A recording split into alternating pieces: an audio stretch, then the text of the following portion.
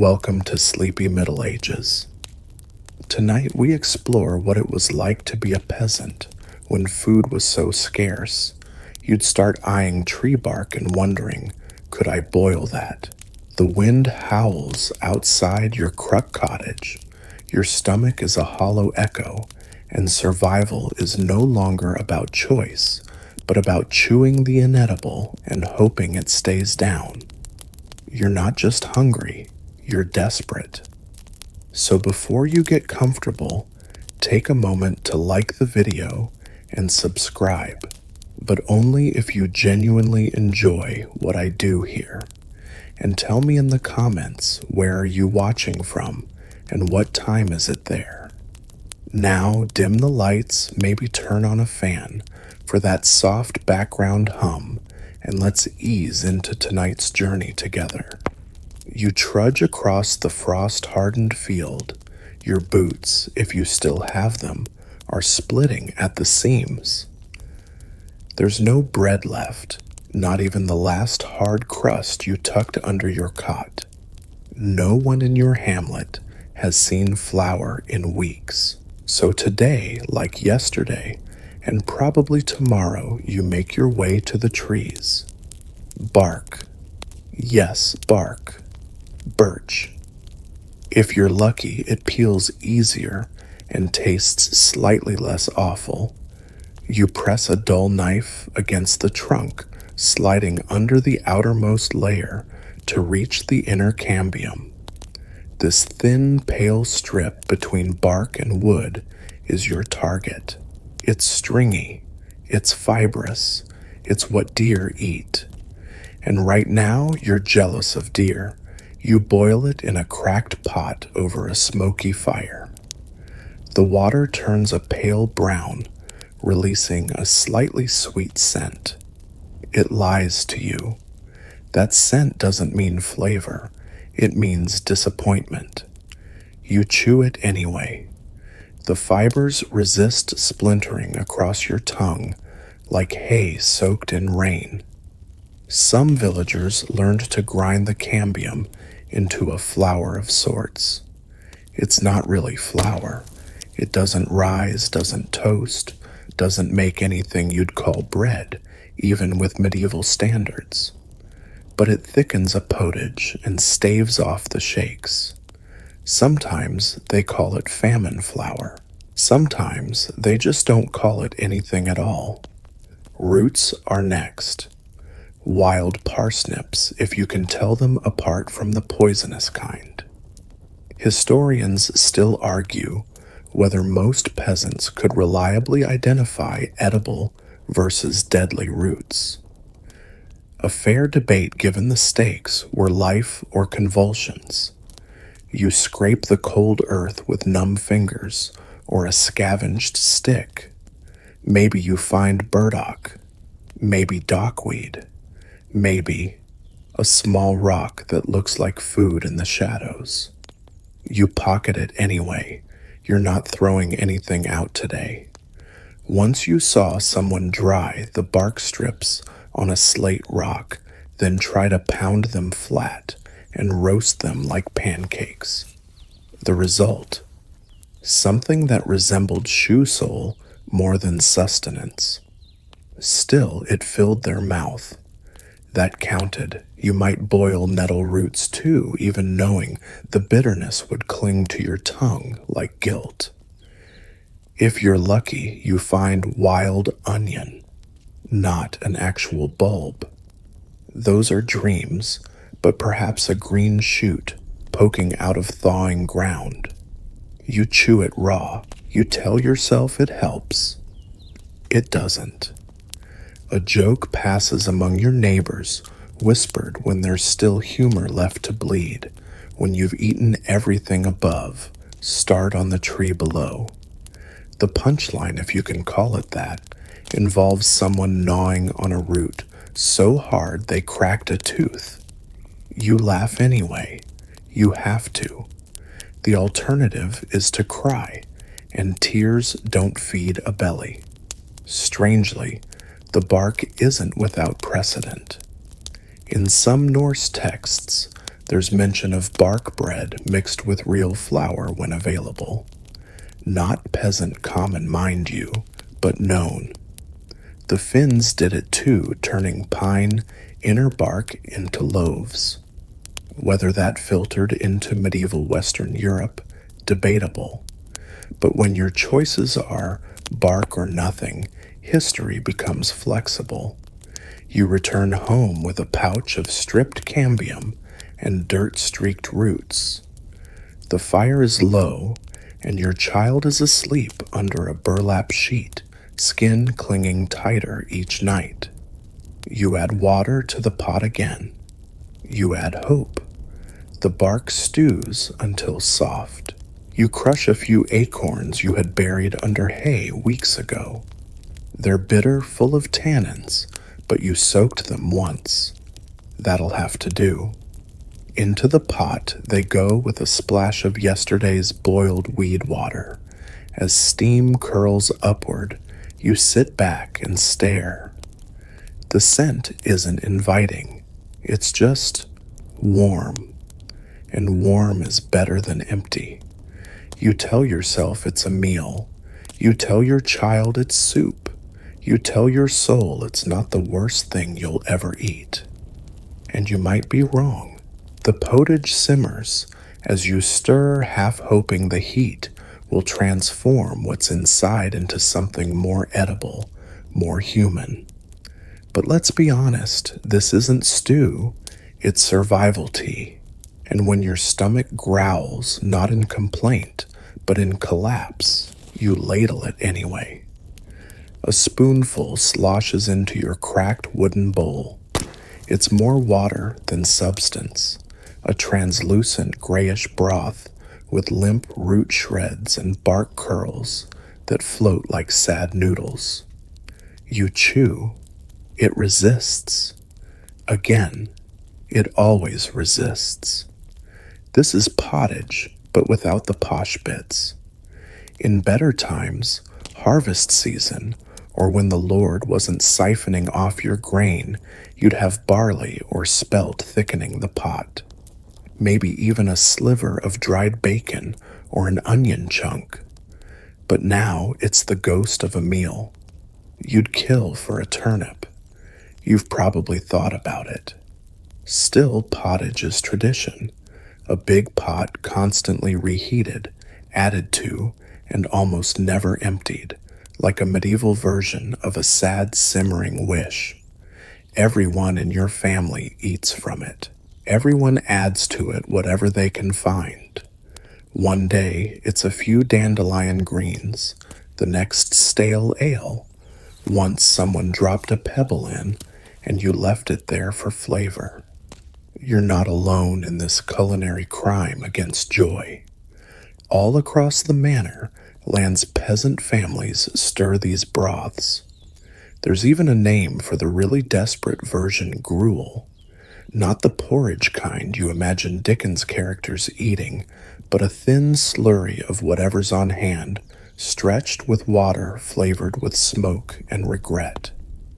You recall a tale from a traveler who passed through last spring. He mentioned a village where people boiled shoe buckles for the minerals. Probably nonsense, but you didn't laugh then. You envied them. At least buckles have iron. Tonight you add chickweed's small leaves plucked from the edge of a crumbling wall. Edible historians agree. Slightly peppery if you squint your taste buds. The kind of green that makes you feel, if only briefly, like someone who still belongs to the living. There's a bit of old sour beer in the back corner. You pour a splash in for tang, swishing it like you're an alchemist. The pot sizzles, then settles. It's a sound you now associate with hope. Of course, not everyone agrees on what counts as food. In 14th century England, famine years forced entire regions to rely on famine bread, a mix of grain sweepings, ground weeds, and sometimes even dried manure as a heat source. Historians still argue whether these concoctions offered any real nutrition or just the illusion of fullness. You're inclined to believe the latter. You sip from your bowl. It's still warm. That's its best quality. The second best. It's not poisonous, probably. Though last time you boiled nettles, your lips swelled for a day. That was a surprise. Your neighbor once added moss to their pottage. Moss. It turned into a slimy mess that stained the pot green. Like soup from a wizard's boot, she joked. You both laughed, but then she asked if you had any to trade. You gave her a pinch of dried rosehip instead. It was the nicest thing you owned. You don't miss it. In a society where bread is both food and currency, the absence of grain is more than just hunger. It's humiliation. It's standing outside the mill with a handful of nothing. It's the shame of turning stones in your hand, thinking, could I grind this small enough to fake it? Sometimes children don't know the difference. They slurp the pottage with enthusiasm, not realizing this was once what fed the pigs. Or maybe they do, and they're just better at pretending. They've grown up on scraps and shadows. And you sitting by the fire, holding your bowl close for warmth, remember better pottages one thick with peas, or a hint of salted pork when the stars aligned and the harvest didn't fail. But now the pot scrapes dry, and your child asks, is there more? You shake your head. You tell them tomorrow. You lie. You've become good at lying, small gentle ones that soften the ache. That's what pottage without the posh really is, a slow, watery lie. You sip to make it through the night, and you'll do it again tomorrow. Tonight you stare at your shoes longer than usual. Not because they're worn thin, though they are, but because you're thinking about that story. The one where someone in a far-off famine actually boiled their boots. You tap one with your finger. The leather flaps like parchment. The laces are gone, replaced with twine. Could you really eat this? Could you simmer it long enough to soften the hide? Historians have documented it, especially during sieges. The siege of Jerusalem, for instance. Siege of Leningrad, too, though that came centuries later. Same desperate idea, boil, leather, chew, swallow, prey, it stays down. You pull one boot off and flex it. The sole is stitched with pig gut. That used to sound disgusting. Now it sounds promising. Back in your hovel, the fire's still hot enough to bring a pot to boil. You toss in some water and add a few scraps of bark for flavor, your usual not-so-secret ingredient. And then with a pause that feels ceremonial, you drop in a corner of leather. Not the whole boot. Not yet. You're not completely mad. Just experimentally desperate. The smell is something, like wet dog and burnt dreams. It curls into your nose and sits there, but it's warm. It's solid. It's something. Later, as you suck on the rubbery square, you think about the tanning process, how leather is soaked in lye urine, animal brains, and ash. The kind of flavor profile a modern food critic might describe as notes of despair. But you chew it anyway because you're not looking for Michelin stars. You're looking for survival. This isn't new. Medieval records whisper of starving soldiers softening saddle leather into soup. Some even scraped the glue from book spines. Parchment, after all, is just stretched, dried skin. And some of it, painfully, regrettably, goes down easier than nothing. Still, no matter how desperate you get, you can't eat all the boots. You need at least one to walk. That's when you think about other leather-adjacent options. Belts, bridle straps, even the binding on that ancient Bible no one dares touch. You're not there yet, but the thought hovers. You're not judging, just noting. Later, your neighbor wanders over. She's clutching something, a scrap of harness. She saw you boiling leather. She wants to barter. You trade her the last of your dried nettle for it. It's stiff, knotted with old grease. You'll boil it anyway. You both sit by the pot saying nothing. The bubbling is the only sound. Your stomach growls in harmony. You offer her a sip. She declines. Had the boot soup last week, she mutters. Didn't sit well. You smirk. I'm pairing it with ash water and root slivers. Very seasonal. She chuckles. Laughter still happens here, quiet and brief, like a candle about to snuff. Historians still argue whether peasants actually resorted to shoe boiling en masse, or if these were isolated stories, passed down and embellished. Maybe it's more metaphor than fact. But your teeth don't care. They're grinding through a reality that doesn't require documentation. You scrape the side of your bowl. There's a bit of softened hide clinging there. You chew it slowly, letting it sit on your tongue like a guilty secret. And in the corner, your child stirs, eyes half open, whispering, "Did you save some?" You nod. You always nod.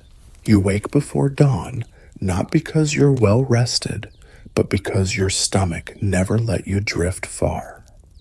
Hunger isn't a roar anymore. It's a quiet pulse, like someone knocking at the door every few seconds just to remind you they're still there. You sit up, stretch your sore legs, and plan breakfast. There is no breakfast, but there are acorns. They crunch underfoot as you walk through the edge of the wood. Yesterday's frost has softened the ground, and scattered among the leaves you spot them little ovals in brown caps, normally left for pigs or squirrels. Today you're quicker than both. You scoop them up with frozen fingers. A few are wormy, a few are rotten, but some, just some, are whole, smooth and heavy. Potential. The trick with acorns is knowing what to do next. You can't just eat them raw unless you enjoy the taste of soap and bitterness. That's the tannins. They'll dry your mouth like chalk and twist your gut into knots. Historians note that medieval people did use acorns as food, but always with preparation. And not just once, soaking, boiling, drying, sometimes grinding into meal, and mixing with barley or oats if any were left. You boil them once. The water turns brown. You drain it.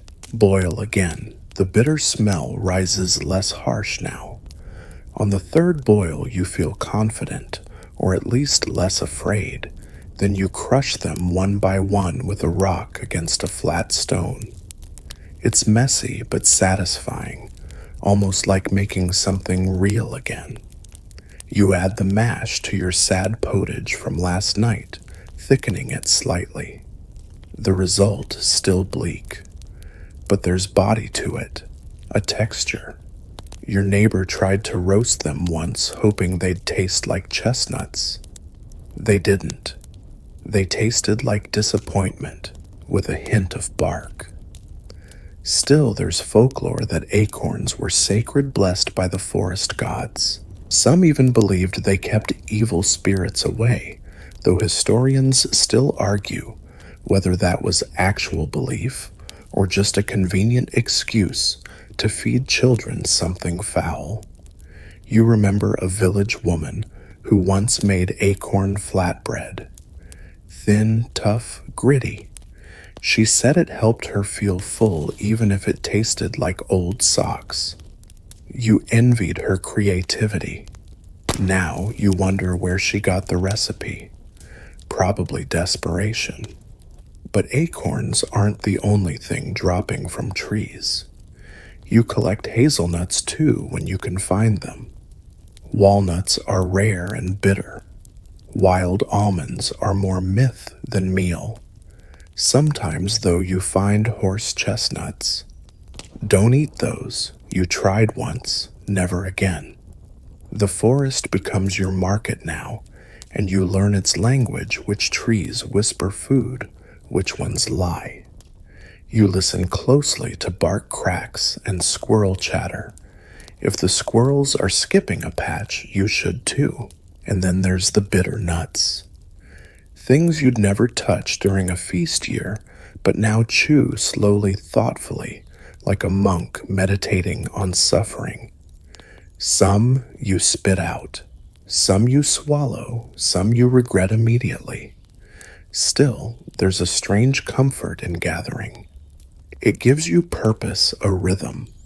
You return to your hovel with a small pouch of hope, roasted and boiled into submission. Your child smiles at the crunch even if it's hollow. Tonight you eat squirrel food, and for once it feels almost dignified. You're not proud of it, but you start setting traps. Not the kind for rabbits. You gave up on rabbits. They're too clever, and your traps too crude. No, you're after anything slower, anything desperate like you. And if it's already dead when you find it, even better, saves you the trouble. You start near the thatch pile behind the barn ruins. That's where the rats scurry. You see one fat and unafraid snatching crumbs from the edge of your compost heap. Your first thought isn't revulsion anymore. It's logistics. You build a simple deadfall trap with a broken bucket and a bit of dried cheese rind. It takes hours. You catch nothing. Then one night, just before sleep, wraps its claws around you. You hear a thud, a squeak, then silence. Breakfast. You retrieve the body with care. The fur is coarse. The eyes clouded, the tail limp like a worm. You pretend not to think too hard about disease or fleas. You skin it with a spoon because your knife is gone. The meat is gray. You throw it into the pot with yesterday's pottage.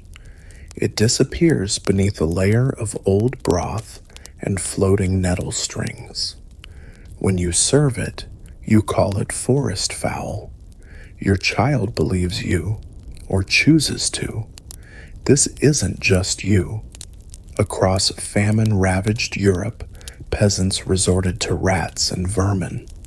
In sieges from Calais to Carcassonne, records whisper of city folk roasting rodents over gutter fires. Some scoff. That's exaggeration, they say, but historians still argue whether it was common necessity or rare indulgence. You've made your peace with it either way. Later that week, you find a bird. Not one you hunted, just one that fell. Maybe it hit a roof. Maybe it was sick. Maybe it died of the same hunger stalking you, but its warm still pliable, and when you pluck it, there's real flesh underneath. You roast it over the fire. The smell is divine. Smoky, crisping, rich. You almost weep. But just as it's done, your neighbor arrives. She hasn't eaten in 2 days. She doesn't say that. She just stares at the bird, then at you. You break it in half. You give her the bigger piece. She cries. You both eat in silence.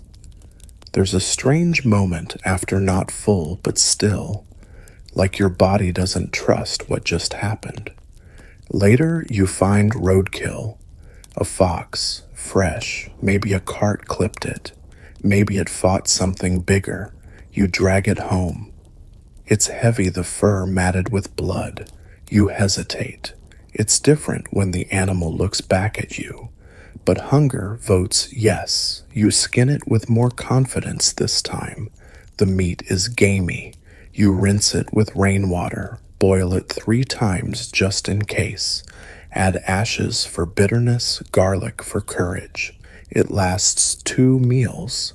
Maybe 3 if you stretch it. There's a joke somewhere in your mind, something about fine dining and fur coats. But it gets lost in the chewing. You've joined a long tradition now of the unspeakable, the unprintable, the undeniable, of peasants who scavenged not just fields, but death itself. And when your child asks, was that really chicken? You nod, because in a way it was. You've stopped trusting green. Once upon a time, last harvest, maybe you saw green as promise. Fields of barley, waving garden patches, thick with cabbage and leek. But now green lies. It tricks you, camouflages poison beside salvation. You squat near a low, mossy rock, fingers grazing over the surface. Soft, damp, faintly spongy. Moss. You scoop some into your foraging sack, not because you want to, but because you've run out of other excuses. The forest isn't a pantry, it's a gamble. You try lichen next. It peels off bark in ragged curls, pale green or crusty white. A monk once told you it's called tree lung. Sounds healthy, right? You scrape a handful and hope it won't be your last. Back home, you boil it all. Moss, lichen, bark dust, a splash of stale beer.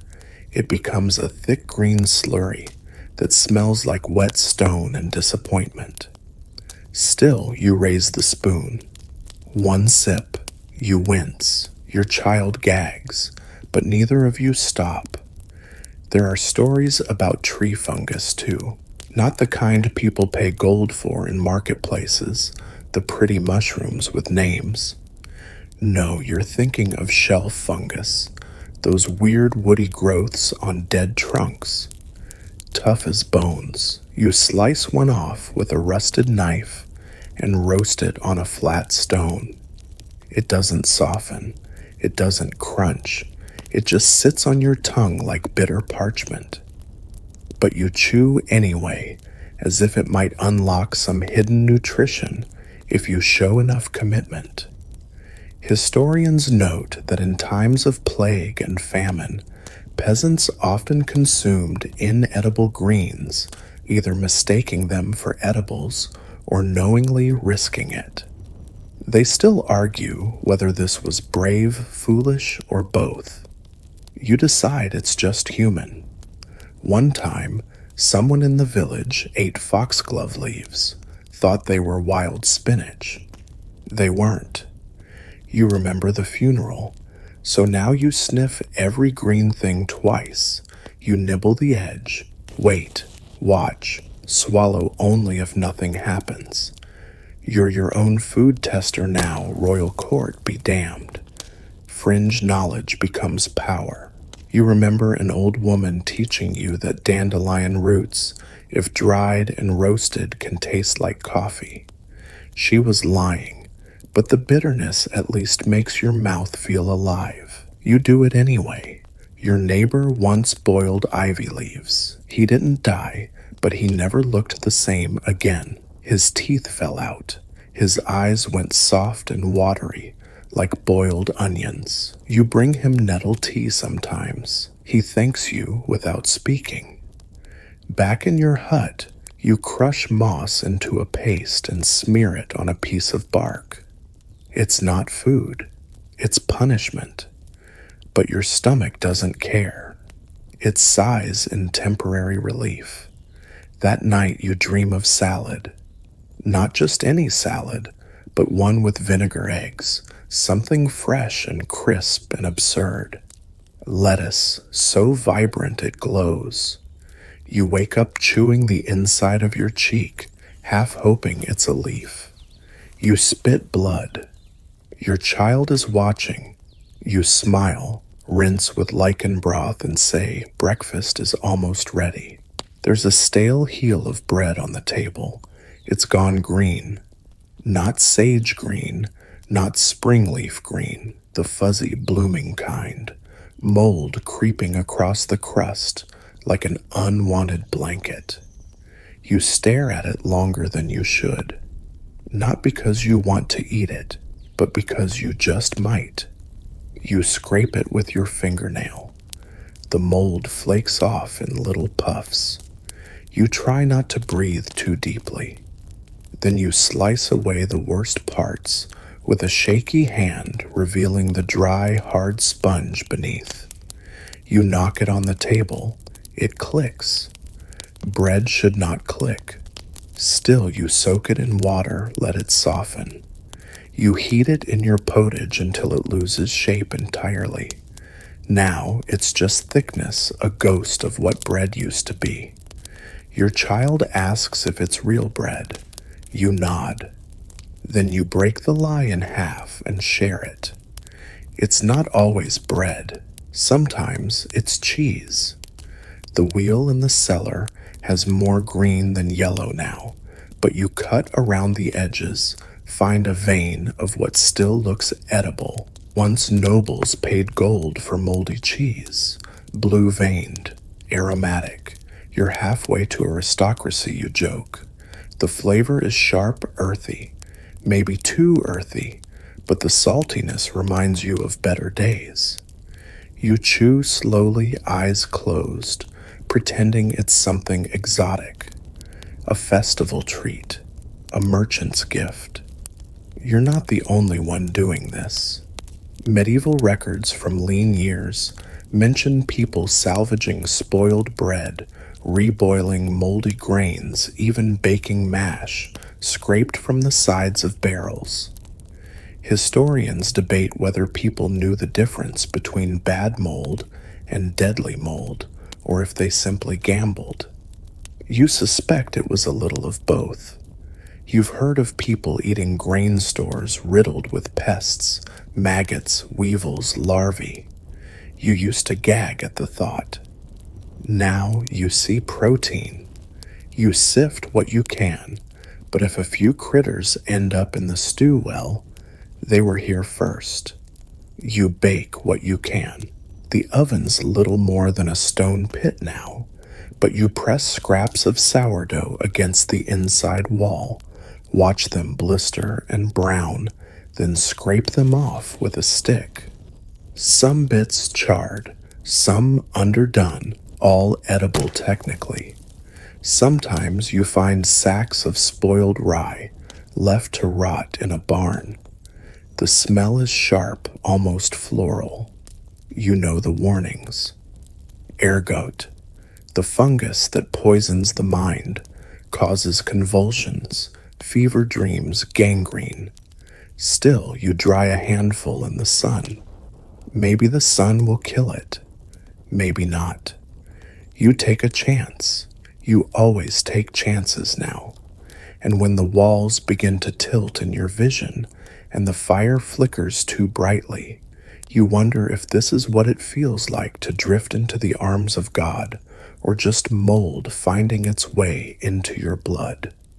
You sleep for 16 hours. When you wake, you feel lighter, empty, but not dead. That's enough. You find the bread heel again now, just crumbs, and sweep them into the stew pot. They vanish on contact, dissolved, absorbed, like everything else in this life. The mold was never the worst part. It was the silence afterward. The way your child looked at you, unsure if you were still yourself. The way you weren't sure either. Still you eat, because what else is there? The soil looks soft today. You kneel slowly, every bone in your body complaining. not because you're planting, but because you're hungry. You paw at the earth like an animal, not searching for crops you ran out of seeds long ago, but for anything vaguely edible. What you're hoping to find is dirt. Not just any dirt clay. Clay rich in minerals, soft enough to mold clean enough to swallow. You laugh quietly at yourself. You never thought you'd become one of those people. The ones they whisper about in famine tales. The ones who eat earth. You press your fingers into the loam, scoop a bit up, sniff it, rub it between your teeth. It tastes like memories of food, dry, gritty, bitter. Still, you swallow. Geophagy, the scholars call it earth eating. They say it's been practiced in desperate cultures all over the world. Some claim it helps with mineral deficiency. Some say it's a psychological response to starvation. Historians still argue whether medieval peasants did this routinely or if it was an act of final madness. Either way, today it's your breakfast. You mix some of the cleaner clay with ashes from the hearth. Just a pinch. It helps with texture, maybe even neutralizes toxins. That's what the old widow down the path told you. Her gums are black now, but she's still breathing. You heat it lightly, not to cook it. Clay doesn't cook, but to make it less cold. You roll it into a lump, press it flat, and call it a cake. It breaks apart in your hand. You eat it anyway. Your child tries it too, eyes wide. They chew, then grimace, and you nod silently, agreeing. It's not for taste, you say. It's for weight. Later, you find a bit of charcoal in the ash pile, clean, unburned wood. You crush it into dust and mix it into water. It turns black like ink. You sip slowly. It's said to absorb poison. It's also said to absorb hope. You tell yourself it's medicine, that you're cleansing your body, but mostly you're filling your stomach with anything that won't kill you instantly. In the town, a boy once tried to eat candle wax. He thought it would melt in his mouth like butter. It didn't. It coated his throat like tar. He coughed for days. Then he stopped coughing. You don't ask what happened after. You've heard stories of people slicing off strips of plaster from old walls, flour and lime and straw. They'd boil it into a paste and spoon it into their mouths like porridge. You haven't done that yet, but you know where the oldest buildings are. You've checked, just in case. There's a kind of hunger that isn't sharp, it's dull, heavy, a weight behind the eyes and in the limbs. You're not hungry anymore, not really. You're just hollow, echoing, so you eat dirt, because at least it stays inside you for a little while. There's a beetle crawling across your windowsill. You pause mid-sentence as your child tries to recite the Lord's Prayer. Your eyes fix on the glinting shell, the way its tiny legs move like clockwork. And for a moment, the hunger in you turns predatory. You don't swat it, you catch it. It wriggles in your palm legs, scrambling against your skin. You've seen the chickens peck at bugs. You've seen lizards snap flies midair. You wonder, do they know something you don't, insects? Larvae, beetles, they're everywhere if you know where to look. Behind firewood, under rotting beams, nestled in sacks of old grain. And when grain runs out, you still find the weevils. People joke now that you don't sift them out. You count them as extra protein. You pinch the beetle's shell, press it between two stones, and add it to the pot. You've long since stopped naming your ingredients. Historians rarely linger on this detail, But insects, it turns out, were a silent backup food source in the medieval world. Not loved, not preferred, but known. Ground beetles, woodlice, even worms. There are tales of monks eating ants during long fasts, of children chewing on boiled grubs as forest sweets. Whether truth or folktale, you don't care. It sounds plausible enough to chew. You head outside with a bucket and a stick scraping mossy logs and upending stones. It doesn't take long before you've collected half a dozen wriggling surprises. Some long and pale, some short and shiny. A few already dead, you toast them over the fire. They pop like chestnuts. The smell is nutty, surprisingly pleasant. The sound is less so. Your child grimaces at the first one. You remind them, eat the legs first. That's where the crunch is. You say it like a joke, but there's no laughter. Later that day, you dare to try a cricket. Its back legs are coiled like springs. You pluck them off, chew slowly, and realize it's not the worst thing you've eaten this week. There's even something comforting in it. The smallness of the portions. The ritual of searching, cleaning, roasting. Like a parody of a meal, a memory of normalcy. One of your neighbors swears by larvae, but only the white ones, he insists, the ones that wiggle slow. He shows you a knot of wood he keeps by the fire full of fat little squirmers. You ask if he wants to trade. He laughs. Only if you have salt. You don't. You crush the beetles next time, powder them with a rock, mix them with old oat dust and water, and press it into a sort of cake. You fry it on a flat stone, low and slow. It holds together, barely. You call it bug bread. Your child calls it crispy mud. There's no pride here, but there's also no shame. Just necessity. You tell yourself people eat worse at feasts, they just don't know it. And when you wake the next day with a little less ache in your belly, a little more strength in your arms, you thank the insects. Silently, without ceremony, they're just doing what you are, trying to survive. You're crouched in a thicket, squinting at a patch of weeds. Your stomach hasn't just stopped growling, it's sulking now, quietly disappointed in you. So when you spot something green with jagged leaves and a stem that pricks your finger, you pluck it anyway.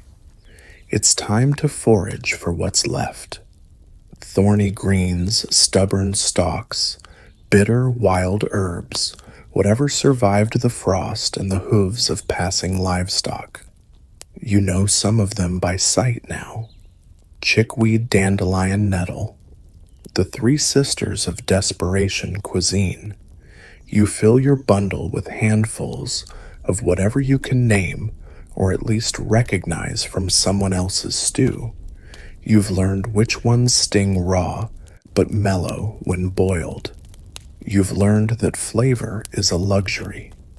By the time you're back at your hearth, your prize is a muddled mess of leaves, stalks, and roots, half of which might make you ill. But you trust your instincts now. Mostly.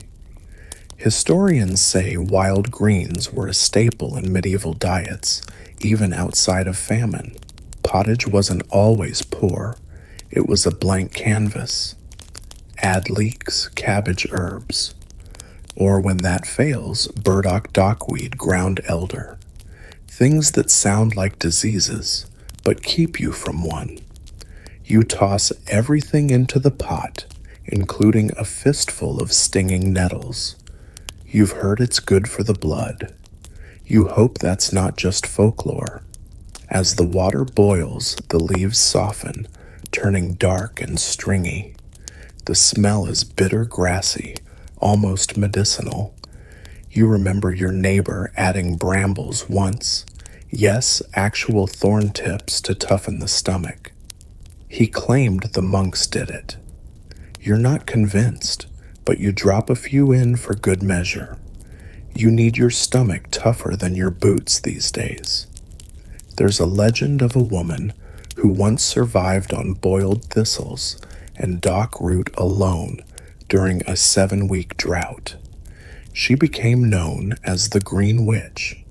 Lived to be 92, they say. Of course, historians still argue whether she was real or just a tale mothers told to make you eat your spinach. Either way, you find yourself muttering her name before each bite, just in case it helps. The broth is dark now, speckled with floating fragments of leaf and stem. You stir it slowly, then ladle it out into bowls. It's hot, which is something. You breathe in the steam. It smells like a meadow after rain, if that meadow had been trampled by cows and desperation. Your child sniffs. It makes a face, then eats without complaint. That's the new normal eating, because complaining wastes energy. There's no salt, no fat, no meat, just greens that nobody else wanted. You chew slowly, focusing on the texture, pretending you chose this. Once, this might have been a spring tonic. Now it's dinner, lunch, and tomorrow's breakfast. And when you scrape the bottom of the pot, you find one last stalk, fibrous, bitter, tough as rope. You chew it anyway. Not for the flavor, for the fight. You lean against the hearth, poking at the ashes, not to stir the fire, but to see what's left. Bits of old bread crusts, a pebble or two charred black, and something that might once have been food. You scrape it out carefully, tapping it into your bowl. When you're down to eating what the fire rejects, you know you've crossed into a new level of hunger. This is ash bread season, not the poetic ashes to ashes kind. The real gritty kind, where you sift through soot, hoping for crumbs for something that got missed or dropped or burned only a little. The last piece of bread you had slipped from your hand into the coals 3 days ago. You waited until the fire cooled, pulled it out with a stick, brushed off the blackened crust, and called it smoky. Your child didn't ask questions. They just ate it. Now even the crumbs are an event. You take a cup of warm water and swirl in a pinch of ash, yes, on purpose. You heard somewhere that charcoal helps with digestion. Or was it poisoning? Hard to say anymore. You drink it slowly, letting the warmth pretend to be satisfaction. Historians still debate how often medieval people actually ate ashes. Most records mention it only in passing as a metaphor or punishment. But folk stories and sheer common sense suggest that in the worst times, when even soup turned thin as ink, people reached for whatever had heat and dust. There's a ritual to it now. Every morning you check the hearth, scrape, collect, store. You mix the finest ash with ground bark, press it into a paste, and smear it on a stone to dry. You call it ash cake. It breaks in your hands but fills your mouth with dry grit and the ghost of flavor. You even start seasoning with ash. A pinch into stew, a dusting over bitter greens. You pretend it's salt. Your tongue disagrees, but accepts the compromise. One night you burn a bit of nettle too much. It turns to charcoal instantly. Instead of tossing it, you crush it and stir it into the pot. Your neighbor tastes it and says, "Not bad." earthy. You both laugh longer than the joke deserves. The next day, you watch your child dig gently through the fireplace stones, looking for a fallen crust. You don't stop them. You hand them a spoon. Later, you remember a story of a baker who made ghost loaves during a famine, loaves shaped from mud dusted with ash, then left out to harden. Not for eating, just for looking at. So people could remember what bread used to be. You think about doing the same. You don't. You need every crumb. Because sometimes the fire gives, sometimes it hides things, a bit of old oat, a crisped bean. It's like panning for gold and soot. Most of it slips through your fingers. But when something stays, that's dinner. So tonight, you sip your ash-thickened broth and chew on a crust pulled from yesterday's coals. And for just a moment, it tastes like survival. You never thought you'd look at bird droppings and feel curious. But now, as you crouch beneath the thatched eaves where sparrows nest and pigeons perch, you find yourself scanning the ground, not for feathers or fallen eggs, but for the faint trace of possibility. It's not that you want to eat it. You haven't lost that much of your mind. Not yet. But you remember the old tales, people boiling pigeon droppings in water, straining it, like tea, drinking the result as medicine. Or maybe that was just a lie they told to make it go down easier. You glance up at the ledge where a plump dove coos. Not for long. You've gotten better at catching birds. It's a mix of luck, speed, and sheer hunger. You've figured out they flutter low near the water troughs. You know when they rest, when they hesitate. You set a snare with a bit of twine and a bent branch. It's crude, but yesterday it worked. A crow black as sorrow. You weren't sure if it was diseased. You weren't sure if crows were even edible, but you plucked it anyway, skinned it. The meat was dark, sinewy, gamey with a hint of something wrong. Still, you boiled it in 2 changes of water, added dock leaf for courage, and shared it with your child. They didn't smile, but they asked for more. That's how low the bar is now. In the lean years, records speak of people roasting jackdaws, catching sparrows with nets, even chasing gulls off roofs. Monastic scrolls mention sky meat, a nickname for birds snatched from eaves and hedgerows. Historians still argue whether this was daily fare or famine-only food. You don't care. You're living the footnote. Tonight you stretch what's left of the crow into stew. Add a wild carrot, a pinch of moss, a splash of lichen water. It simmers like penance. Your neighbor once tried to catch a pigeon with her bare hands. She missed, fell, broke 2 fingers, still laughed about it until the fever set in. You bring her a spoonful of stew. She drinks it like wine. Later, in the shadows of your hut, you find a cracked egg. Small, pale, cold, maybe from a starling, maybe dropped, maybe a gift. You boil it gently just until the white firms.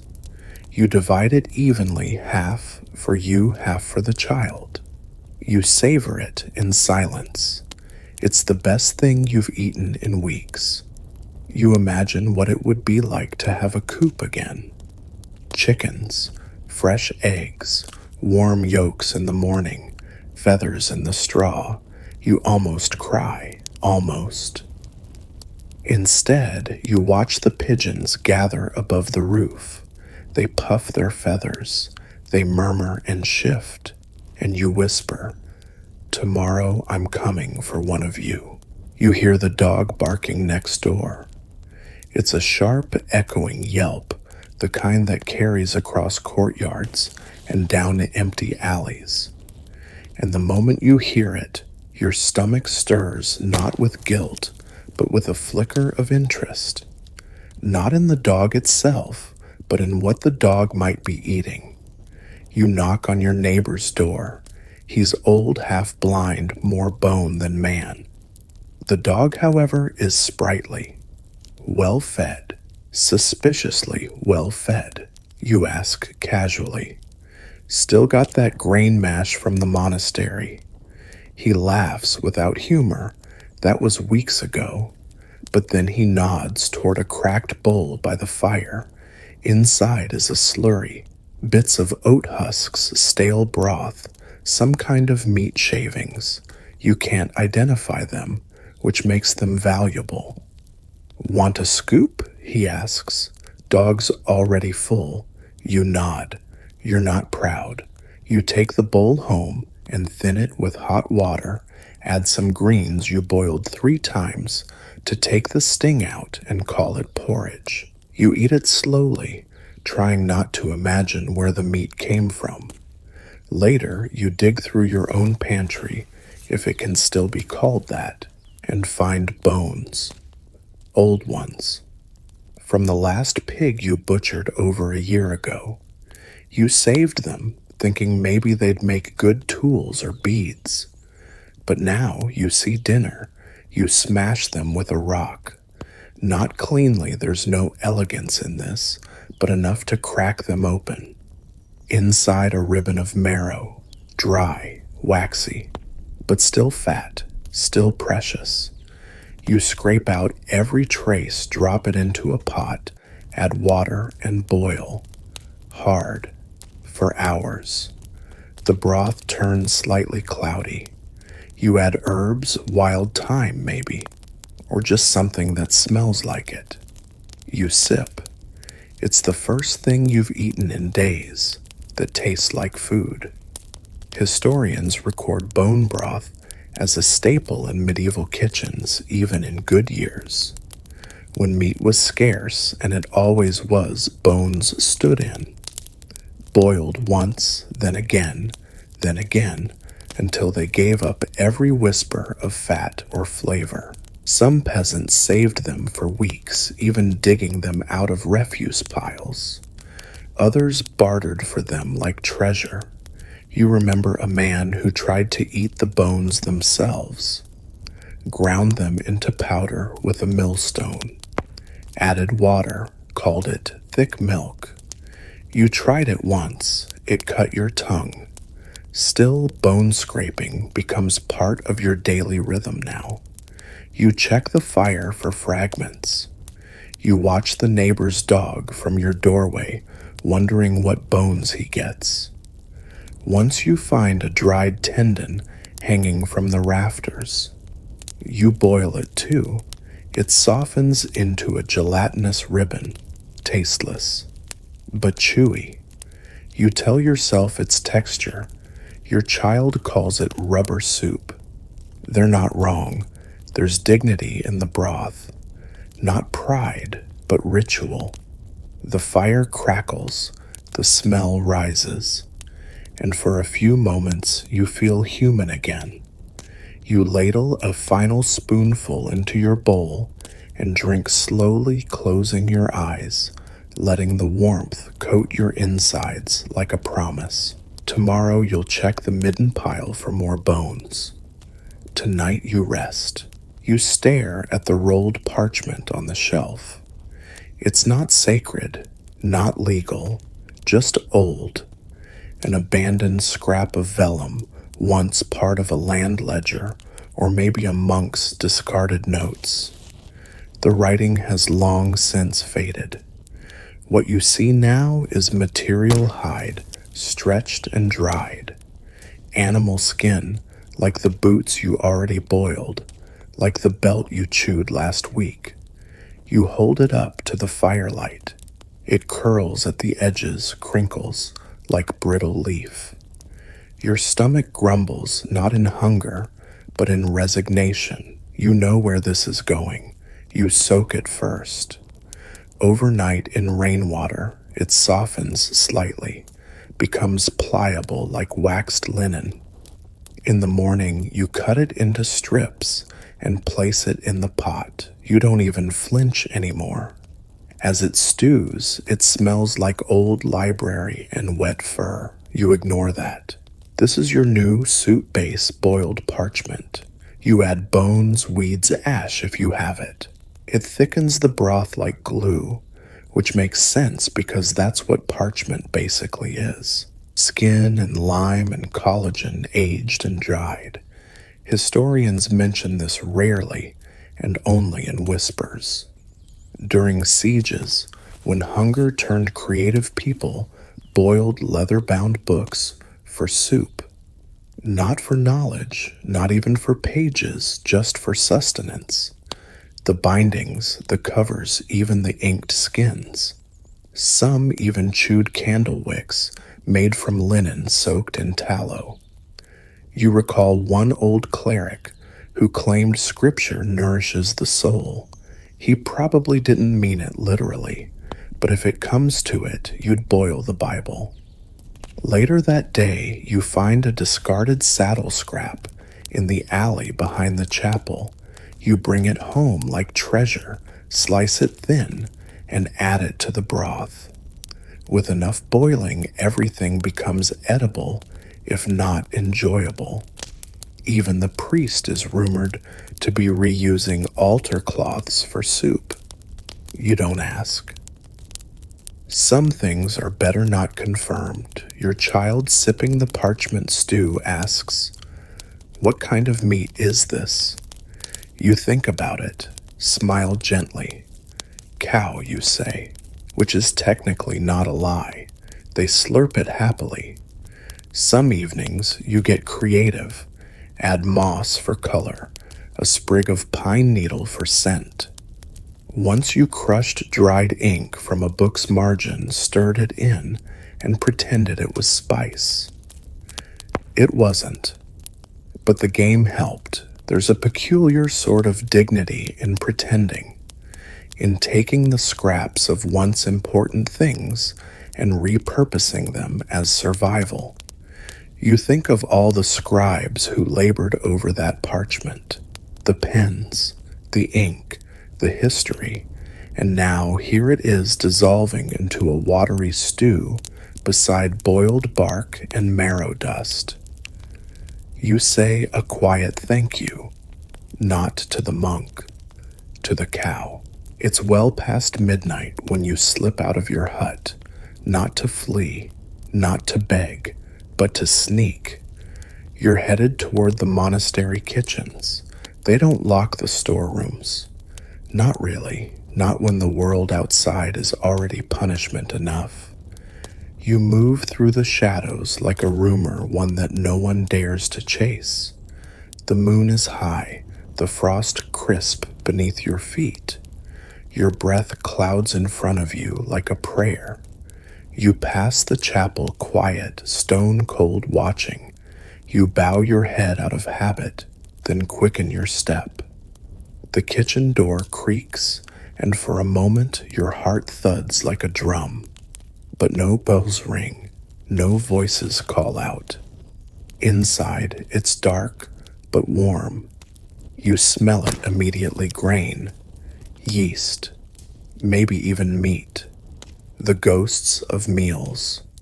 You swallow hard. You don't steal much, just crumbs from the table. A ladle of thickened stew left cooling near the hearth. A rind of cheese hard enough to chip a tooth, but still fragrant.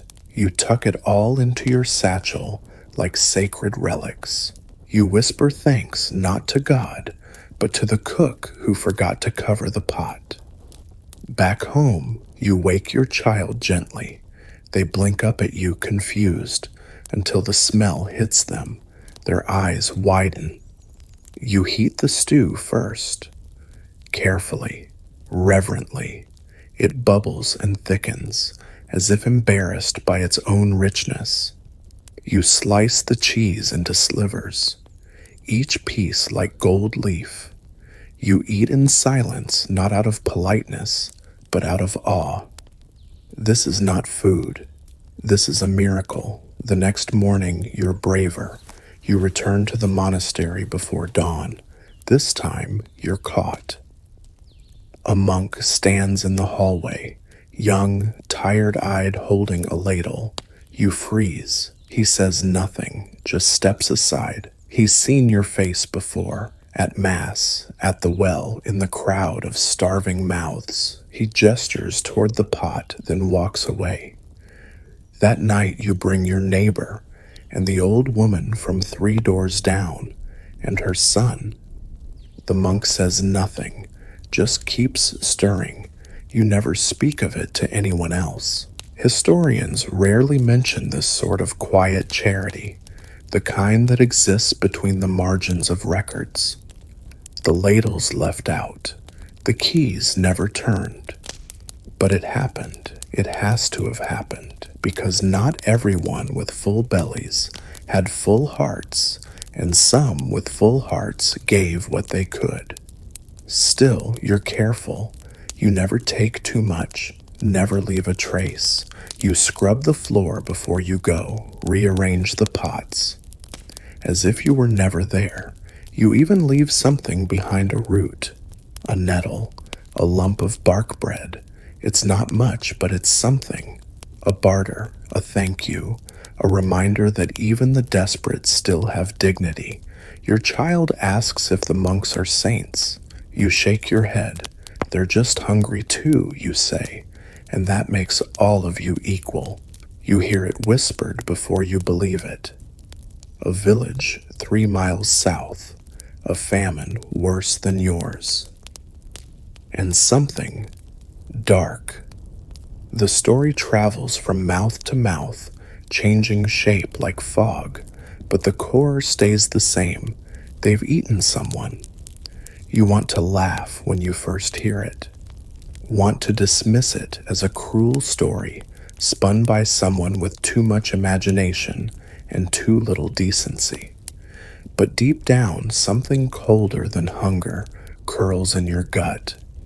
You've thought about it, not often, not seriously, but the thought's been there quite at waiting. There was that old man who passed last week. No kin, no ceremony, just silence. You saw the way someone looked at his body, not with grief, with calculation. You shake the thought loose, but it comes back every time you hear your child's ribs shift when they breathe. Historians speak delicately when the topic arises. Instances of cannibalism were recorded. They write as though it were an anomaly, not an inevitability. But you've lived through too many empty days to believe it's rare.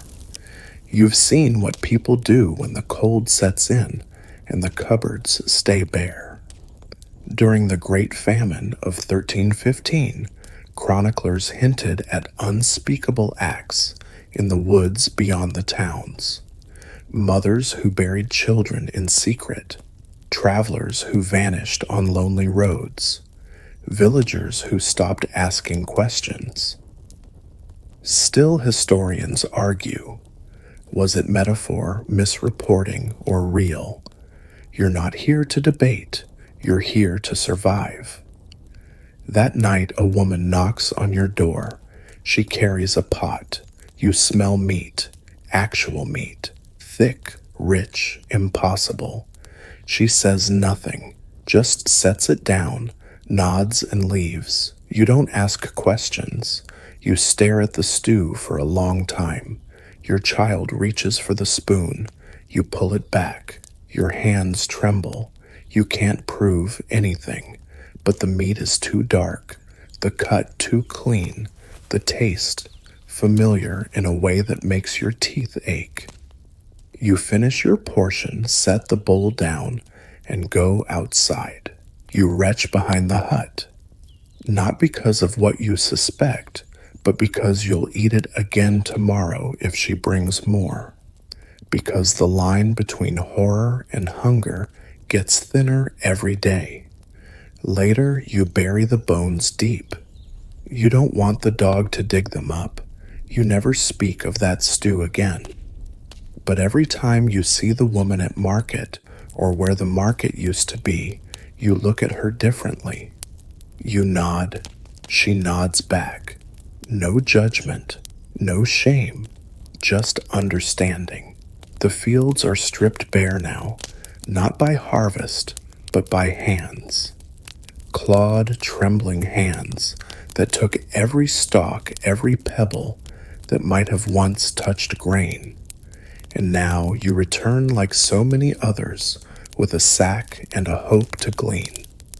Gleaning used to be an act of charity, something the Lord permitted after the harvest.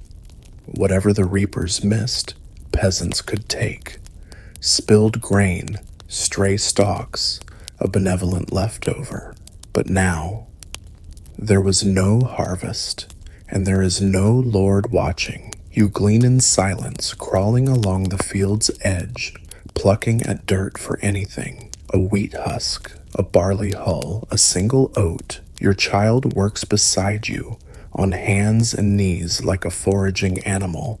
You watch them, they watch you, no one speaks. Speaking wastes breath. You gather just enough to half fill a bowl.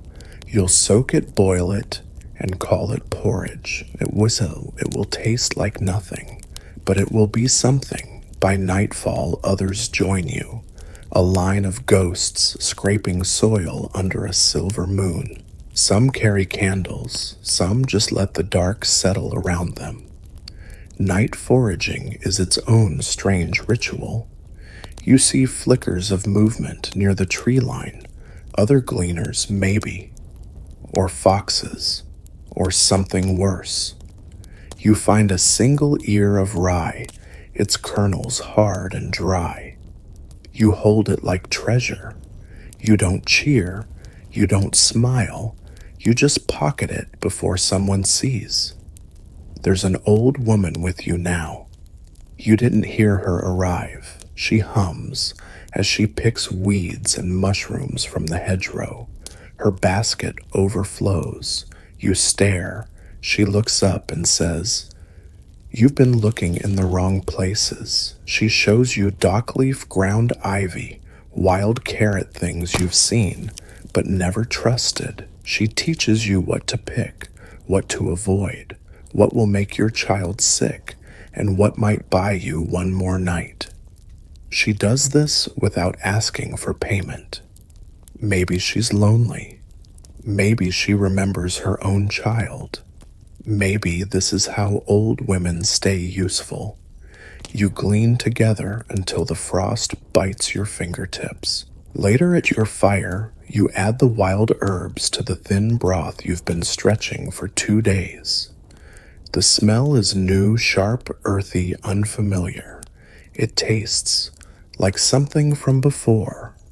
Not good, not rich, but old, like the memory of a meal. Historians write about gleaning as an act of resilience, of community, but they rarely write about the silence of it, the reverence, the way even the children know not to speak as they gather scraps of forgotten life. Some years, the gleaning season was better than the harvest. Some years, the scraps fed more mouths than the feasts. You drink the last of the broth, watch your child sleep, then wrap your hands in rags. Tomorrow you'll go back to the fields, and you'll thank them quietly for whatever they've forgotten. You chew slowly on something that tastes like nothing and feels like even less. Tonight's stew includes a handful of dried fennel, a few crushed dock leaves, and an entire armful of lies. Because what you're eating now isn't really food, it's fullness. You've entered that strange chapter of hunger where the body doesn't ask for flavor or even nutrition, just bulk. Anything to press against the walls of your stomach to stop the spasms. to create the illusion of having eaten. That's where the herbs come in, not seasoning herbs, those are long gone. These are the ones found growing like weeds outside the barn or tucked under stones or in the pages of forgotten apothecary books. Fennel to reduce its appetite, wood sorrel to trick the tongue, mallow to coat the throat and stretch the gut. You crush them, soak them, toss them into water with a pebble to pretend it's meat. The result is bitter, slightly metallic, and deeply unsatisfying. But it fills you, temporarily. Some peasants called it green comfort. Others called it gutweed. You just call it dinner. Your child doesn't complain. They've stopped doing that. They eat, then sit back quietly, as if conserving energy even in thought. There's a belief passed from mouths thinner than yours that certain herbs don't feed the body, but confuse it. Make the belly forget it's starving, like a magician's trick performed in the ribcage. Historians still argue whether these herbs actually provided any nutrition or simply delayed the inevitable. A leaf won't save you, they say, but it might buy you an hour of peace. You start chewing dock root like gum, bitter, stringy, but it gives your mouth something to do. You sip boiled leaf water all day now. The warmth matters more than the content. You feel it spread through your chest like a calming lie. Your neighbor has taken to sucking on stones soaked in garlic. He swears it helps. Maybe it does. Maybe it just gives him hope. You find a patch of creeping Charlie growing behind the privy. You tear it up, crush it with the heel of your hand, and add it to your evening tea. It tingles on the tongue, makes your cheeks buzz. You imagine it's alcohol. It isn't. You tell your child this one will taste like broth. They smile before the first sip, then they drink anyway. That night you dream of feasts, not real ones, fantasy ones, rivers of milk, trees that drop honeyed bread, chickens that roast themselves. You wake with the taste of nothing on your tongue, and you reach for another handful of leaves. You bite into the bread and immediately spit it out. It's crawling, not metaphorically, actually crawling. Weevils. Again, they burrow into the flour before you even mix it. Lay eggs. Hatch. By the time you've shaped the dough, they've made homes in every crevice. Bake it and they crisp. Leave it raw and they squirm. This is famine bread now. You shake out the loaf over the fire, watching a few pale larvae fall into the ash. You stir them in. Protein, you whisper. You try to believe it. Once you would have gagged at the thought. Now you just sigh. The miller sold you this sack of flour with a crooked smile and no apologies. It's all I've got, he said. Take it or leave it. You took it. Of course you did. You try to sift it, but the sieve's holes are too large and your patience too small. So you mix the flour as is bugs and all, and bake small flat rounds on the hearthstone. They blister and curl at the edges. They smell acceptable. They taste like earth and regret. You make your child close their eyes before they eat. Pretend it's festival bread, you say. They don't ask, what festival? Historians acknowledge the plague of pests that accompanied most famines. Grain stores became breeding grounds. Rats, mites, moths, weevils, they all feasted while humans starved. Some towns tried sealing grain in barrels hanging sacks from beams, even praying over the harvest. None of it worked for long. There's a record from a French village where the priest was asked to bless the millstone to drive away the crawling devils. He tried, then he died. You bake again tomorrow. More weevils, fewer tears. You experiment grinding the flour extra fine to disguise the wriggling, toasting it before baking, freezing it outside overnight. Nothing helps.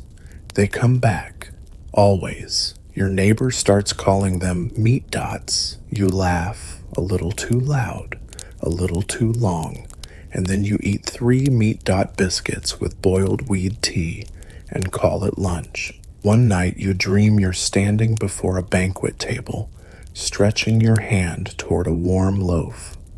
When you tear it open, it's full of beetles, roasted, glazed, perfectly arranged. You wake up hungry for it. You check the flour one more time, just in case it magically cleansed itself overnight. It hasn't. You bake anyway, because the weevils eat it whether you do or not, and tonight you win. You never thought you'd get so good at breaking bones. But here you are, kneeling on the packed dirt floor, stone in hand, striking at the long white femur of something that once had a name. Cow, maybe, or sheep, maybe even dog. It doesn't matter anymore. What matters is what's inside. You hit again, crack, the bone splinters, fractures spreading like spider webs. You wedge a stick into the fissure and pry. The marrow is dry, almost chalky, but there's still some, just enough to scrape, smear, and swallow. This is the part no one tells you about the third boiling, the fifth pounding, the tiny ritual of drawing flavor from fossils. You don't just boil bones now, you grind them, you suck them, you gnaw them, until even the memory of meat is gone. You boil the fragments with nettle, with dock root, with yesterday's ash. You reduce it down until it coats the spoon like glue. Your child calls it bone jam. They're not wrong. In better years, bones were the base of a feast. Soup, broth, gravy, a noble beginning. Now they're the main course, not a base, a conclusion.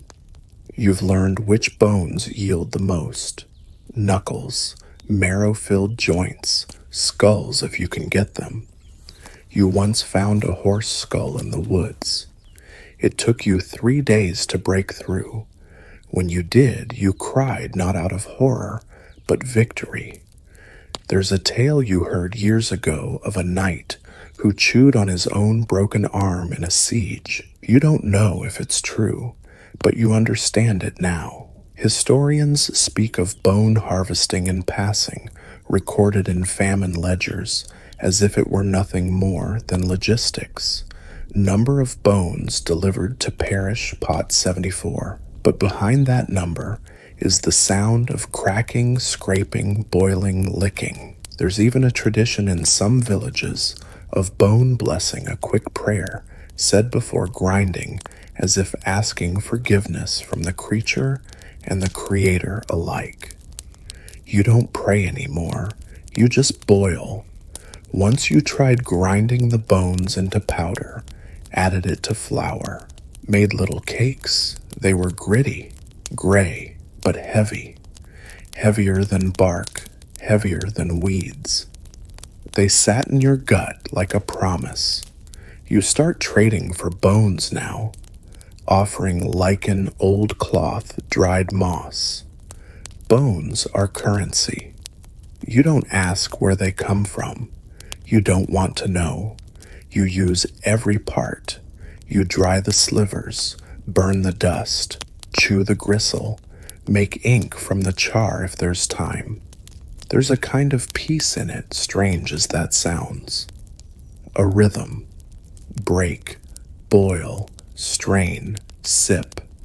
And tonight, as you hold a chipped cup of cloudy broth, flecked with marrow dust and floating green, you think this might be the best you've had all week. You drink it slowly, letting it coat your throat. And when you're done, you set the bone shards aside. Tomorrow you'll boil them again, just in case they have one more drop to give. You've eaten a lot of strange things this year, but tonight you boil a scroll. Not parchment this time, not animal skin, just paper thin, brittle, written over scraps. A delivery ledger, a sermon draft, a song about barley that now feels like mockery. You found them in the rector's waste pile, stuffed in a broken crate, and instead of burning them, you soaked them. They disintegrated into pulp, and you stirred that pulp into water. You tell yourself this is what soup used to be. But deep down you know this is just gelatin and hope. Then comes the hide. Not leather this time, but something harder. A fragment of saddle. You soften it with lye, with heat. You peel off what's too hard and keep the part that bubbles. You boil it for hours. By the end, it's jelly, shimmering, sticky, tasteless. You scoop it into a bowl and let it cool. It holds its shape, wobbles. Your child pokes it with a spoon. Is it meat? You pause. Yes, they eat in silence. There's a bitter aftertaste, tallow maybe, or ink. You drink some wine sour and watered down to chase it. Then you chew the rest. Somewhere in town a scribe has run out of binding glue, and they don't know why. You remember hearing about famine parchment, not for writing, but for eating. Scrolls reduced to broth, paint scraped off icons, even candles boiled down and drunk. It's not new. During the siege of Rouen, they say people made soup from belts and boiled hat brims. They say the bishop offered his own gloves for the pot. Historians still argue whether that's apocryphal, but it doesn't feel far off now. You've started collecting things differently, not for use, but for chew. Bits of rope, strips of cloth, fibrous scraps of page and pulp. You test everything with your teeth. If it bends, you try it. If it tears, you soak it. You once boiled a coin purse. It smelled like oil and regret, but you swallowed it, slowly. Tonight you chew through an old bootstrap. Your teeth hurt. You press your tongue to a cracked molar and feel it wobble. It doesn't matter. You wash the gelatin down with warm water and pretend it's stew, and when the candle burns low, you eye it not for light, but for calories. You wait until nightfall to move. Not out of fear, at least not in the usual way. It's strategy. The kitchens are quiet after dark, the halls empty, and the scraps, they're untouched for a little while. You creep along the path behind the parish walls, your steps muffled in mud. The monastic kitchen stands ahead, still warm from the evening meal. Through a narrow, cracked shutter, you see the last of the brothers scraping bowls. Bread heels stacked in a basket, a pot left soaking, bones, always the bones. You crouch low and wait. It isn't theft, not exactly. The church is supposed to feed the poor. You're simply skipping the line. When the door creaks open and the last candle dims, you count to 50, then slip inside. The smell hits you first. Not rot, no, something better. Lentils, onion, cheese rind. Your knees go weak. You find the pot and pour the last film of broth into your flask. You pocket a half-gnawed crust, a lump of fat tucked behind a bucket, and then you find it glory itself. A scrap of ham, no larger than a child's palm.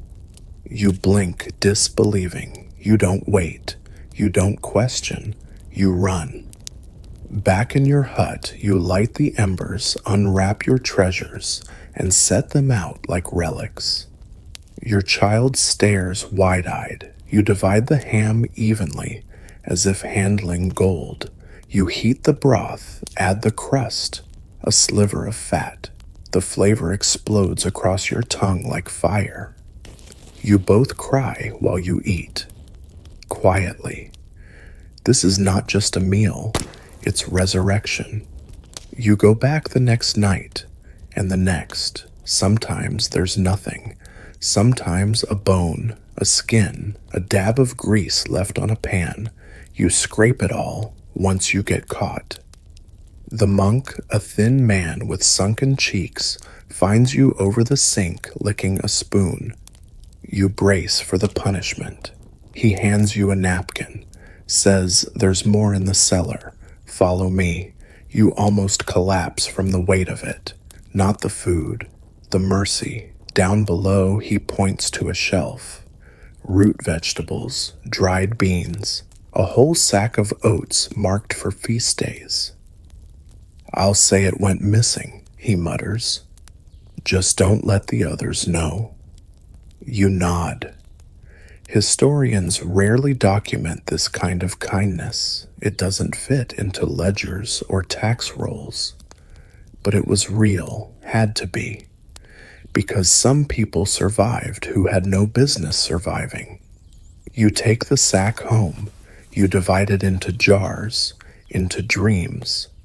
For the next week, you don't forage. You don't boil leather. You eat, not well, not fully, but enough. And for the first time in months, you sleep with a clean bowl beside your bed. You walk the edge of the barley field, after dark shoulders hunched, eyes on the ground. There's nothing left to harvest. That ended weeks ago. But what's left behind, that's what you're here for. You call it gleaning. The church calls it charity. The landlord calls it theft. But hunger calls it survival. You move low quiet, like a fox sniffing for something. The reapers missed a fallen stalk, a wayward oat, even a grain tucked inside mud. You're not alone. Half the village is out here, scattered like shadows. No one speaks. No one makes eye contact. It's a dance, a ritual, a scavenger's prayer. You find 3 grains. You pocket them like jewels. Later, you find a bit of straw that looks like it might have touched wheat. You bite it, hoping. Nothing. You chew anyway. You've stopped being picky. Gleaning isn't new. It was protected by law in some places. After all, even the Bible talks about it. Ruth in the fields, stooping in the margins. But historians still argue whether medieval lords enforced that law or conveniently forgot it when things got tight. Some chased off gleaners with dogs. Some turned a blind eye. Tonight the field is silent. No dogs, no lords, just hunger. You spot something glinting in the starlight, a turnip top half buried. You dig with your fingers, pulling it free. It's small, frostbitten, barely more than a root stub. You whisper thanks anyway. Back home, you boil your findings, 3 oat grains, a sliver of turnip, 2 stunted carrot leaves. The pot barely ripples. You add water bark and a spoon of last night's ashes. It tastes like hope, diluted in grief. Your child swirls the spoon and says, "We're farmers now." You smile at the joke, but you also nod, because in some strange way you are. Not farmers of abundance, but of scraps, of seconds, of leftovers. You've grown skilled at finding what was overlooked, what was trampled, what others missed in their rush. Tomorrow you'll try the old field near the river. The soil there is looser.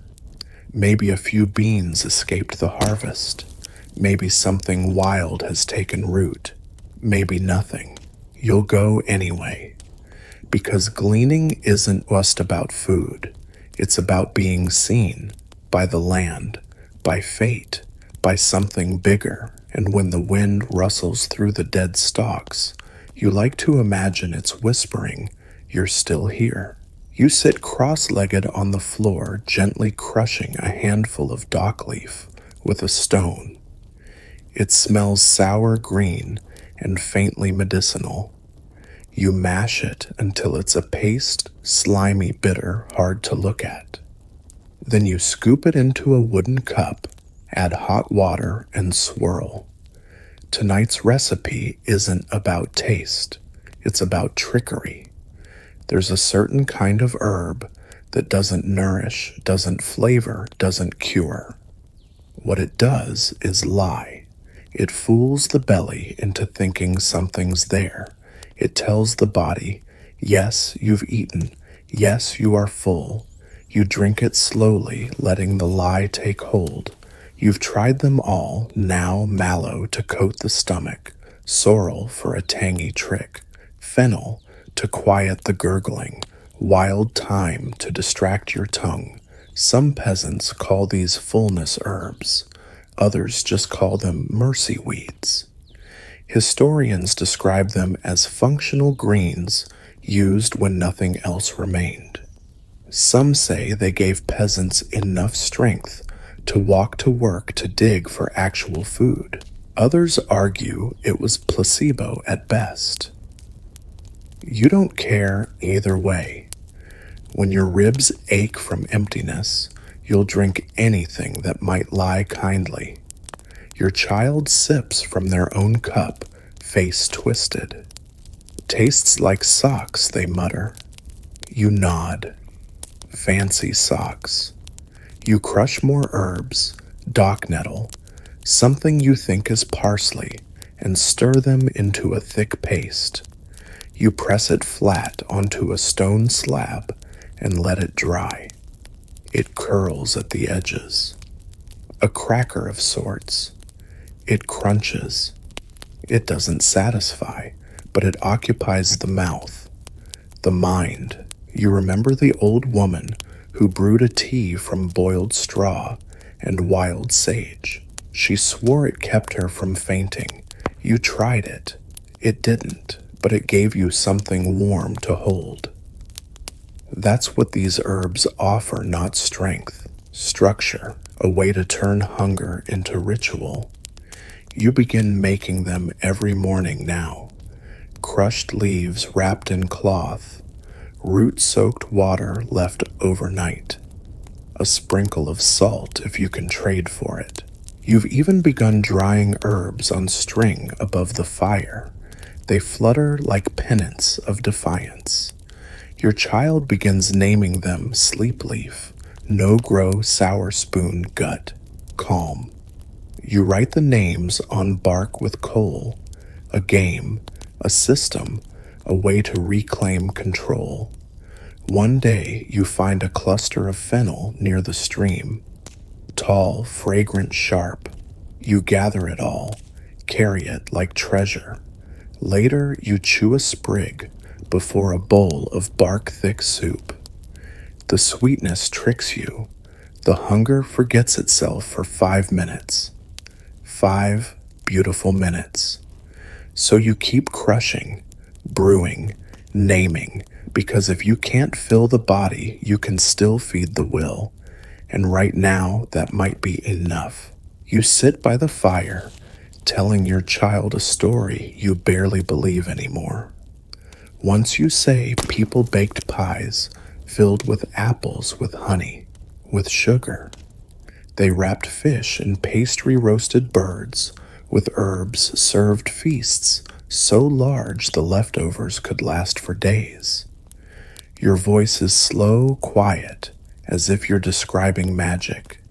Your child listens wide-eyed, holding a bowl of hot water and 2 wilted leaves. Tonight's dinner is mostly steam. To distract them and yourself, you tell another tale, the one about mud pies.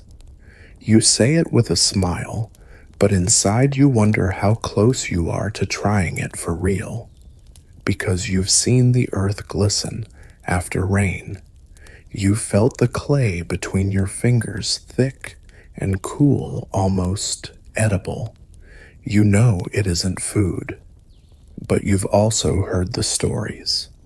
Some say peasants in the worst years molded mud into flat cakes, let them dry in the sun, and nibbled them not for nutrition, but for the weight, the bulk, the momentary illusion of fullness. Historians still argue whether it ever truly happened, but the stories persist. Some things don't need proof to feel true. You play along with your child. Pretend the 2 leaves in their broth are pheasant and rosemary, that the steam rising from their cup smells like roasted turnips and salted pork, that the air in your hut is thick with the scent of abundance. They smile. You call it feast night. You use sticks to carve imaginary bird stones, to tap out pretend bread. You chew slowly, thoughtfully, letting fantasy blur into sensation. Your body knows it's a lie, but your spirit appreciates the effort. Later, your child serves dessert, a crushed acorn on a piece of bark. You pretend it's cake. You lick the bark clean. There's comfort in folklore, even the darkest bits. You remember tales of the fair hunger, a spirit that hovered over famine-struck villages, whispering recipes into desperate ears. She taught how to make stew from shadows, how to drink warmth from the air, how to chew thyme. You say her name quietly as you stir your next meal. Maybe she'll visit. Maybe she already has. After dinner, you both sit quietly. You draw a banquet scene in ash on the wall, long tables, candles, pies so high they wobble. You draw yourself at the table. You draw your child smiling, and then you draw the plate. Empty, because the dream must remain light enough not to break you. You never expected to feel envy at the sight of a grave. But here you are, standing by the churchyard fence, eyeing a fresh mound of earth and wondering, what did they leave behind? You're not thinking about family or legacy or final words. You're thinking about bones. It's not a pleasant thought, not one you say aloud. But hunger scrapes away the boundaries of decency until all that's left is instinct. You remember an old tale passed through whispers and warnings of famine, years so cruel that people ground bones of the dead into meal, mixed with flour, spread on fields, stirred into porridge. Historians record it in quiet margins, bone meal, possibly human, used for sustenance during the Great Famine of 1315-17. Whether eaten directly or used to enrich starving soil, they're careful not to confirm too much. But they note the absences, the unmarked graves, the shallow pits. You're not there yet, but you're close enough to imagine it. Your neighbor, his cough worsening each day, once said, "When I go, bury me deep, or don't bury me at all." You didn't laugh, neither did his wife. Tonight you boil bones, you know. Came from an animal, probably. They were left behind the butcher's long-abandoned shop. You don't ask too many questions. You soak them overnight, boil them twice, and crack them open with a stone. Inside chalky marrow, barely a smear, but you scrape it into the pot. You add nettles, lichen, a clump of old barley from the bottom of a sack. The broth thickens to something almost respectable. Your child eats slowly, head down. Later, as they sleep, you sit by the fire staring at the bones. You've cleaned them, bleached them with ash. They look like relics, like something sacred. You don't know whether to pray over them or break them again.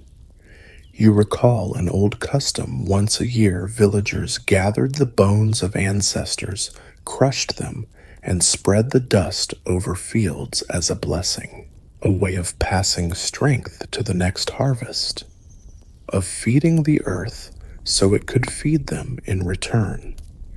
You wonder if they ever ground bones just to survive winter.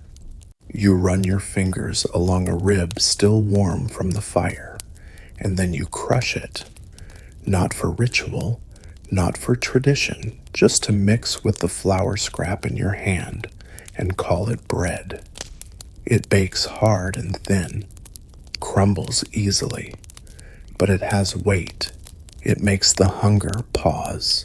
You save a piece for tomorrow, and as you lay down beside your child, you think if there's anything left of you someday, let it be useful, let it feed something, let it matter. You run your fingers over the edge of your belt, feeling its softness, not from craftsmanship, but from time, from wear, from weather, and now, from the idea that maybe it can be dinner. You've already boiled your boots. You've chewed the edge of a scroll. What's left? The belt. You undo it slowly, not as a gesture of rest, but of resignation. You sniff it. It smells like sweat and old leather, like years. You drop it into a pot of hot water and wait. It floats at first stubborn, like it knows what you're doing and refuses to cooperate, but eventually it softens. The edges curl inward. The dye leaches out, clouding the water with the color of regret. You boil it for hours, adding bark and charcoal to mellow the bitterness. You stir and stir, watching the surface skim with fat that isn't really fat. Just old oil from when the belt was still useful. When it's soft enough, you slice it into thin ribbons. Not quite noodles, not quite food, but closer than nothing. Your child asks, "What is it you say, meat string?" They nod and chew slowly. Their jaw moves like it's turning rope into silk. You both pretend it's stew. The next day, you find a tattered hat. Felted rim, cracked brim, stiff from years of sun. You stare at it for a long time, weighing the embarrassment against the need. Then you cut it into strips, soak it, boil it. The broth is oily. You strain it through cloth. It tastes like old stories and boiled dust. You drink it anyway. Historians rarely note the specifics of famine garments turned meals, but they acknowledge that in the harshest winters, entire wardrobes vanished. Cloaks, boots, gloves transformed into gelatinous soup and leathery strips. There's a whispered account of a widow who boiled her husband's gloves for 4 days.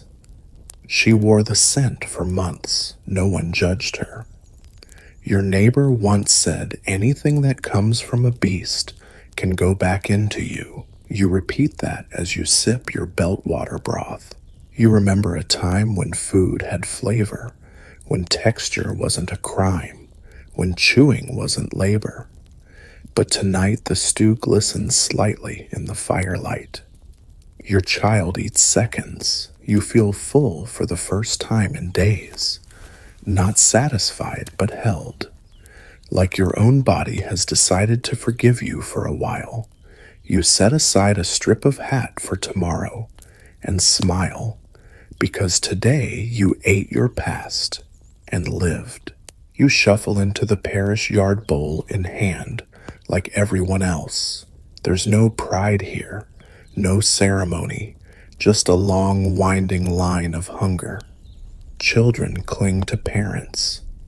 Old men stand hunched like broken tools.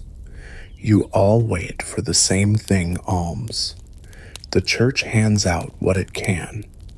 Porridge that thins with each day. Crusts scraped from the edge of monastic trays. Once a miracle boiled at egg halves, one for every third person. You haven't been lucky yet.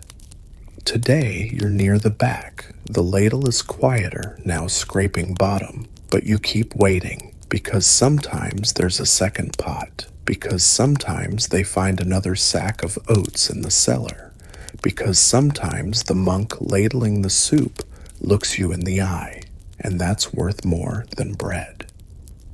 When it's your turn, the spoon dips, hesitates, lifts. A swirl of warm beige with 2 floating oat husks. You say thank you. You mean it. Your child waits under the awning. You bring the bowl to them like it's treasure. They drink it all in 3 gulps. You get none. You don't mind. You've become good at watching others eat. Later, back home, you sit with a cold bowl and a warm silence. You imagine what it was like when charity meant abundance, when feast days left leftovers, when parishes baked 10 loaves and gave 9 away. Historians speak of this system. The almonry the dole is essential during the lean years, and it was. But even then, it wasn't always enough. There were more mouths than crumbs, more prayers than priests. Still the line returned every day. You start helping now. Not with food, you have none, but with bowls. You wash them at the church. After distribution, you sweep the floor. You offer silence in exchange for presents. One day, a brother slips you a small crust wrapped in cloth. Doesn't say a word. You take it like a relic. That night you boil it in mint water, your new trick for making anything seem fresh. The crust swells, softens. You tear it in half, give the larger piece to your child, and close your eyes as you chew. It tastes like morning.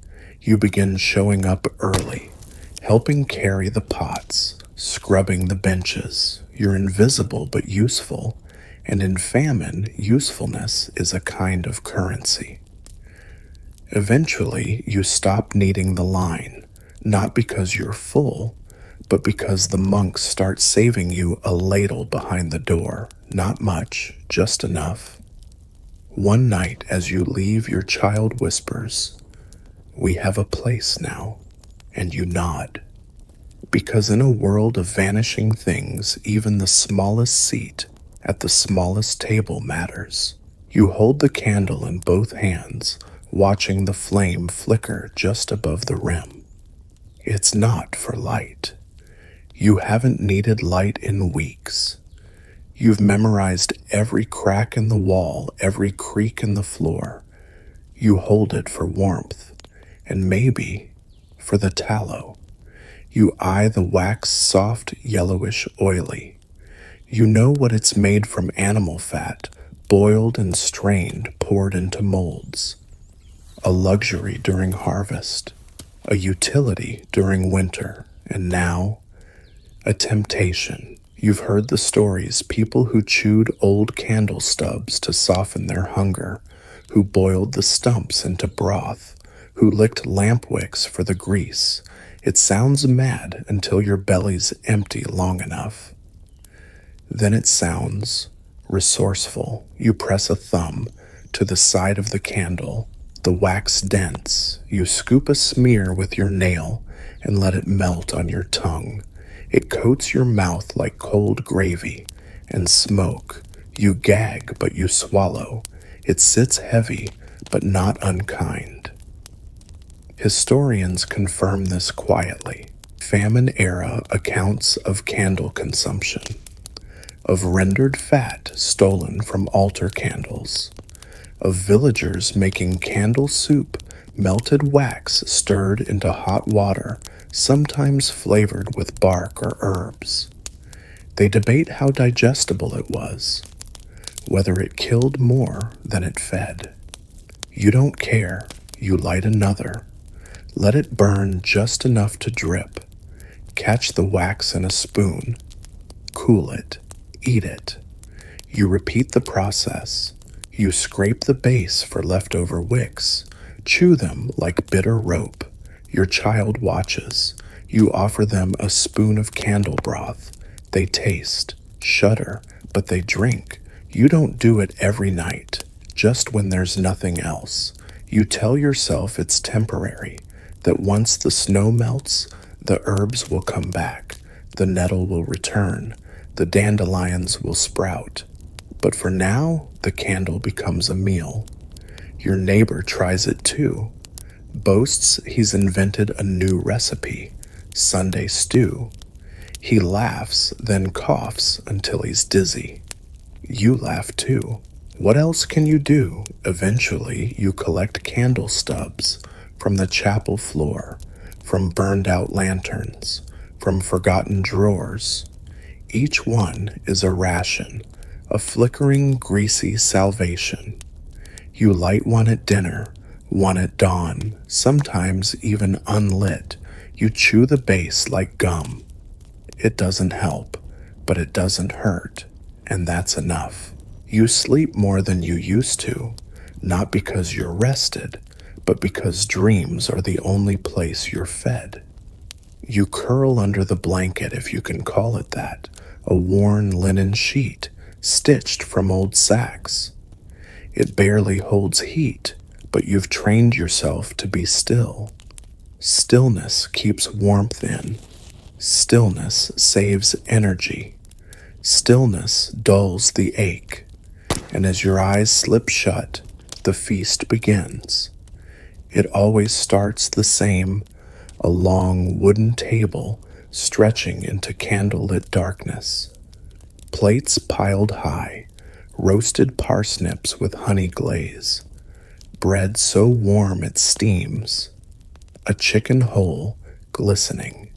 You know it's not real, but that never stops the joy. Your child is there too, laughing, eating with both hands, crumbs on their cheeks. You sit across from them, bellyful, heart light, smiling wider than your cheeks can hold. The dream always lasts just long enough to hurt. You wake to the gray hush of morning. Your stomach is hollow again. Your hands are stiff. The bowl beside your bed is dry. You sit up slowly, spine groaning, and reach for your herbs, what's left of them. You make tea with a single leaf boiled 3 times already. It tastes like memory. Outside, the world is quiet. Too quiet. The kind of stillness that comes after frost. Even the birds are absent. You step out, breathe in, and let the cold clear your mind. You survived another day. You chew a strip of dried bark as the sun rises golden and soft through the mist. It's not food, but it gives your jaw something to do, something to believe in. Your child joins you holding a cup of warm water with a sprig of wild mint floating like hope. You clink cups. It's your new morning ritual. Historians won't write about this part. About the quiet, the resolve, the resilience in ritual. They'll write about famine, about numbers, about how many died, but not about how you lived, about the moment you taught your child how to steam moss for flavor, about the way you laughed over meat bread, about the second stew you made from nothing, about the last bite of a boot. They won't write about how you endured with grace, but I will remember, because you kept going, because you fed your soul with stories, your child with warmth, and your own hunger with the scraps of dignity most would have thrown away. And tonight, as you close your eyes again, the table will be there. This time, the bread will be fresh. This time, you won't wake hungry. This time, you'll stay. Wind down, and now breathe. Let the table drift into the distance, gentle and glowing. Let the chill of the past slip from your shoulders, replaced by the imagined warmth of fire, of stew, of being full again. Your body may ache, but your spirit is light. You have walked through the hardest days, and here you are, still breathing. Let your jaw loosen, your shoulders drop. Let the room fade away. There is no bark, no bone, no boots, only silence, only peace, only sleep. And now breathe. Let the table drift into the distance, gentle and glowing. Let the chill of the past slip from your shoulders, replaced by the imagined warmth of fire, of stew, of being full again. Your body may ache, but your spirit is light. You have walked through the hardest days, and here you are, still breathing. Let your jaw loosen, your shoulders drop. Let the room fade away. There is no bark, no bone, no boots, only silence, only peace, only sleep. Word count 181.